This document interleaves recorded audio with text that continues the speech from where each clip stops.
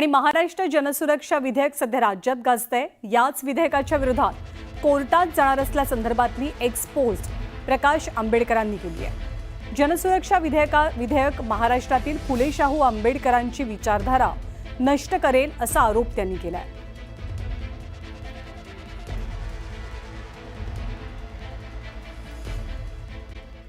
मी आहे बुलढाण्यातनं।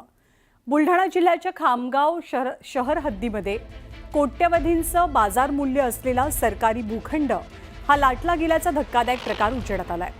खामगाव शहरातल्या भूमाफियांनी कागदपत्रांची अफरातफर करत नगर परिषदेची मालकी असलेली जागा हडपल्याचं पुढे येत आहे। नगर परिषदेच्या मुख्याधिकाऱ्यांनी या भूखंड हस्तांतरणावरती आक्षेप नोंदवला। भूमी अभिलेख कार्यालयातील काही अधिकाऱ्यांना हाताशी धरून या जमिनीचा सौदा केला गेला असा आरोप होतोय। एका साध्या कागदावरती जमीन हस्तांतरणाची संपूर्ण प्रक्रिया पूर्ण केली गेल्यानं कुंपण शेत खातंय असा प्रकार उजेडात आलाय।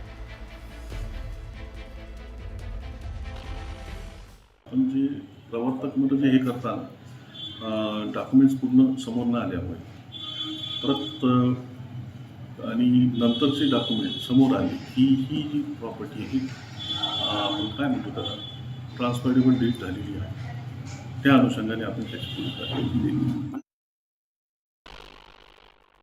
आता मी त्याच भूमी अभिलेख कार्यालयामध्ये आहे ज्या ठिकाणी हा संपूर्ण प्रकार घडला आहे। बुले नामक व्यक्ती आहे आणि या व्यक्तीच्या नावावर एक साधा अर्ज त्या व्यक्तीने या कार्यालयाकडे केला होता आणि कार्यालयामधूनच त्या व्यक्तीला कुठल्याही प्रकारची शहानिशा न करता त्या खाजगी जागेची जी आहे ती मालमत्ता पत्रक जे आहे ते या ठिकाणी मिळालेलं होतं। त्या माध्यमातून जर अधिकाऱ्याला विचारण्याचा प्रयत्न केला तर अधिकारी देखील बोलत आहेत की या संदर्भात चौकशी सुरू आहे।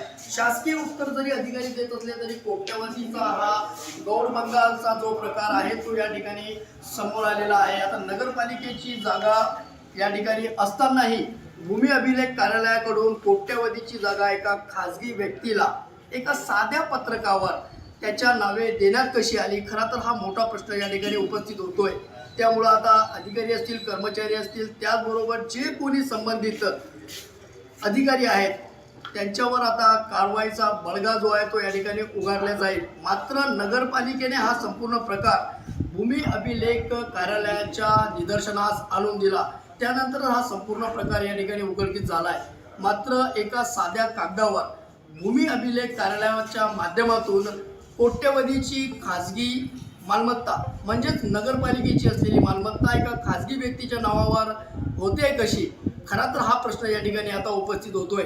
त्यामुळं आता या घडलेल्या संपूर्ण प्रकारावर वरिष्ठ अधिकारी कसे लक्ष देतात हेच पाहणं गरजेचं आहे। राहुल खंडारे, न्यूज 18 लोकमत, बुलढाणा।